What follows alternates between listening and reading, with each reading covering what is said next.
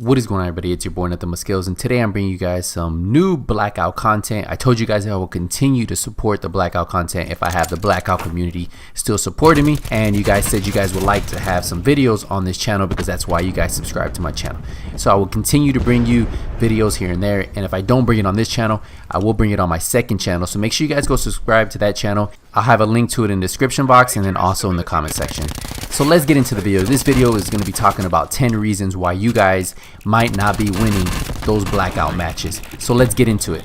So the number one reason why you guys might not be winning is drop location. Drop location is key. If you've ever watched any of the top Twitch streamers, the top YouTubers, they usually pick 1 to 2 locations that they always drop in. Me, I like going to firing range or train station. In the order, if I had to pick always, I would always go to train station because I know that drop location. And firing range is pretty good too because there's a lot of loot, and I always like being in drop locations that have a lot of loot because that means I have a chance of getting armor. That means I have a chance of getting my favorite weapons, and if I can get one of those, that means that I have a better chance of winning than dropping in a location that I'm not sure about where everything drops at. When I drop into train station or I drop into firing range, I know those maps like the back of my hand. So if people decide to drop on one side of the map, I can drop on the other side of the map and still be very comfortable with finding loot, getting that gear, getting those weapons that I need.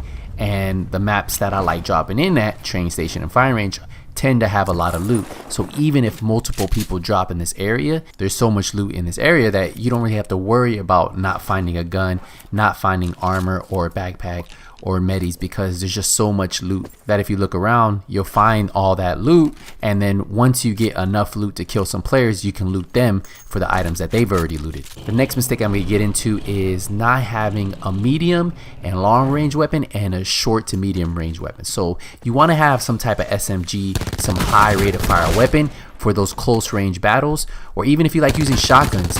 But then you want something for that medium to long range, so something like the ABR, a sniper rifle, because those will help you get a lot more kills from distance, and the ABR is one of those really good weapons that does both. And if you're really good at sniping, well, then you can use sniper rifles. I'm not a really good sniper at this game, so I choose to use the ABR. I feel like it works better with my playstyle, and I love running SMG because those SMGs just have a high rate of fire, and those close range battles you can always usually win as long as you hit your shots. I remember the guns that I just mentioned, those are my personal favorites. Those aren't the only guns you can use or the only guns that are good in the game. It's just the guns that I'm used to, and that's another recommendation, is find guns that you like playing with and try to stick to those guns, so that way you guys can get a little bit more familiar with the recoil, the rate of fire, and how well they do in certain situations, right? Because that's the only way you really know if a gun's going to be good at medium to long range, short to medium.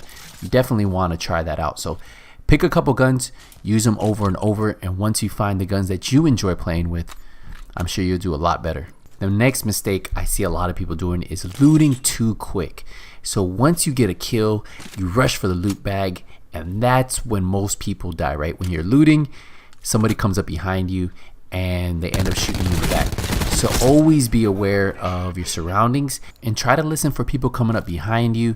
Try to listen for other people in the area. If you know there's somebody looting in the area, or you know there was a gunfight recently in the area, don't go straight for the bag. Hold on a second, because most likely those players are going to be coming for you because they might think that you're trying to loot that bag because you just got a kill, right? So just take your time, be patient, and then you can go loot the bag, right? Now you can loot the bag.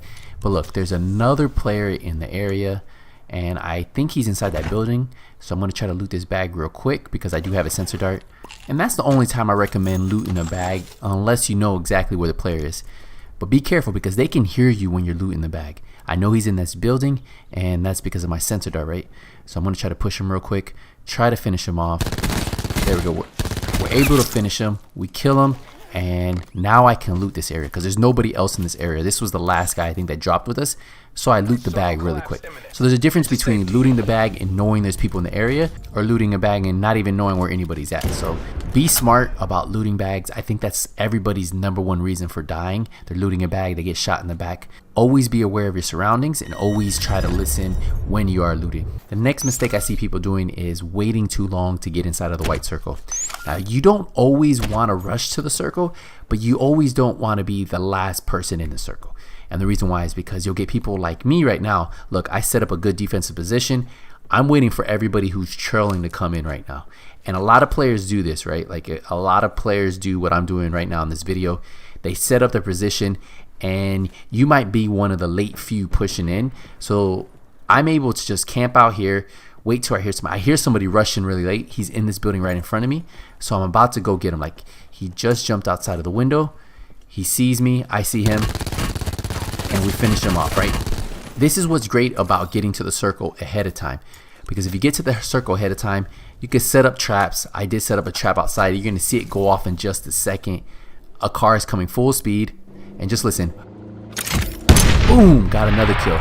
So this is why you don't want to wait late to move to the circle. So plan your move smart and don't get caught on the edge of the circle. I'm going to show you a clip where I get caught on the edge of the circle and I'm pushing in, and I just made it to the circle. There's already a guy camping. He's camping in this building, and look, he has me at 25 health.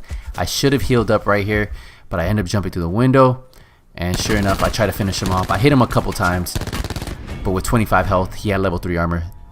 That's what happens, right? Those guys with 1 kill, 2 kills, sitting in buildings near the end of the match. I had 9 kills, and he was just waiting for me, right? He had 1 kill, he was waiting for me. He got me rushing the circle late, and that's what happens a lot of times in these solo matches.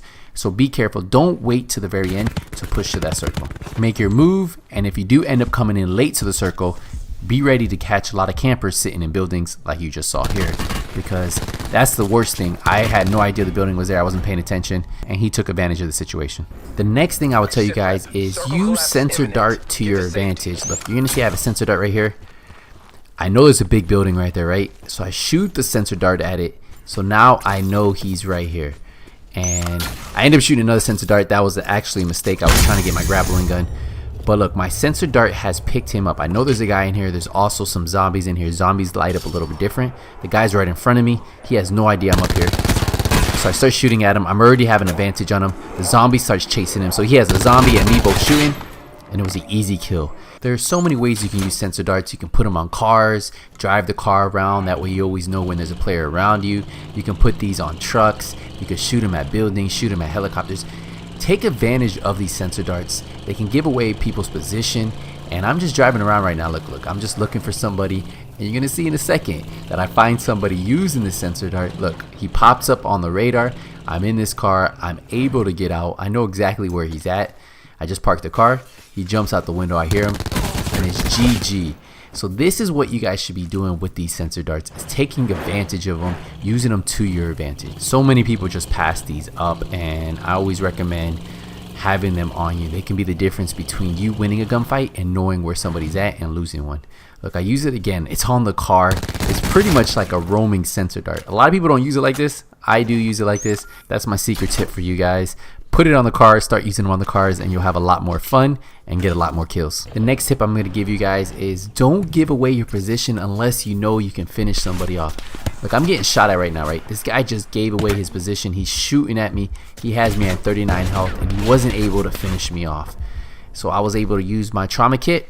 I'm going to book out of here, but I know where he was shooting me from. He was shooting me from the farm. So I'm going to push around, and look what happens a few minutes later. So I made it through firing range, and I kept an eye on where he was at. Look, I track him. He's right in front of me. He doesn't see me. So I'm going to push behind this little shed, and I'm pretty much just going to wait for him.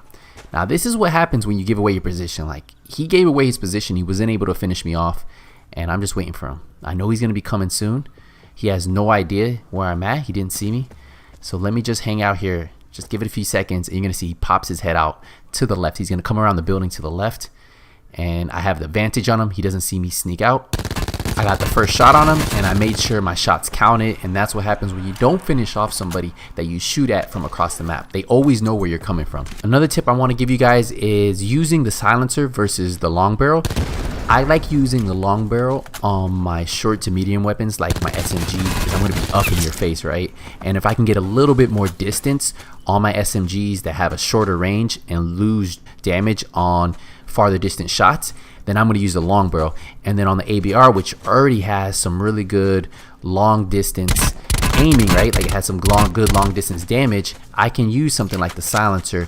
That way I'm not giving away my position when I'm shooting people across the map. So close to medium, I always like having the long barrel. And even if I'm going to snipe, I'll probably put the long barrel on. But if I'm going to use my ABR, I prefer a silencer just so people don't know where I'm shooting from. And since I play a lot of solo matches, it helps me out.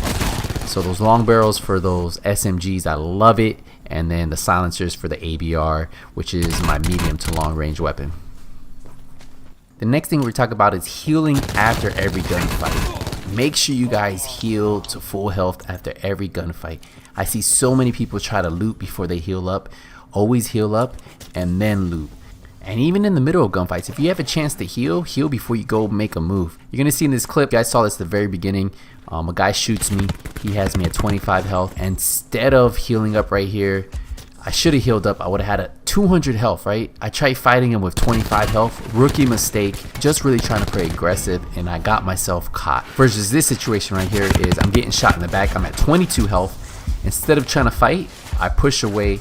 I have time to heal up. I don't get to max health, but I'm still way better than 25 health. I see him. I'm able to heal up to 103 health, and that was enough for me to get enough health to finish him off. And once I'm done with him, I heal all the way up, and then now I can loot his bag. So we are down to the final 2 tips, and it's about using perks, using them at the wrong time. I see so many people just spam use these, and you really have to be really aware of when you use these because they can benefit you in gun battles. Now, when you're using mobility, when you're using Skulker, and you're at the very edge of the map like I am that you saw a second ago, with only 20 seconds before that blue circle closes in, these 2 perks are going to help me get into the circle very fast. And when I can crouch and not make a lot of noise and still move really fast, especially with the mobility on too, it doubles up my speed of getting back into the circle, not really having to worry about taking that collapse damage. And you know, near the end of the circles, once you get to the final circles, that collapse damage gets really intense and hits you really hard. Remember, these perks can be an advantage to you against other players when they have no idea where you're coming from using a perk like Dead Silence. And that's why I say use your perks at the right time. Make sure there's players around you when you're using Dead Silence. What's the point of using Dead Silence if there's nobody around you? But you also don't want to die with a bunch of perks on you because you didn't know there was anybody around you. So just be cautious when you use them, and then if you do see players, that's probably the best time to use them. Take your time and don't waste perks. And the last and final tip I'm going to give you guys is mess with your sensitivity on your controller settings. That's what I did when I first got into Blackout. I played with it a bunch, and if you guys want to check out that video, go into my Black Ops 4 Blackout playlist, and that's where you can see the exact settings that I'm using.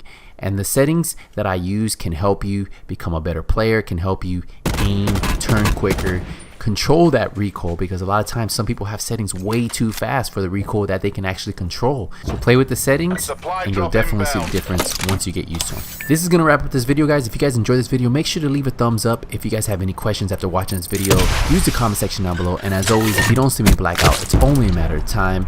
Nothing but skills is out.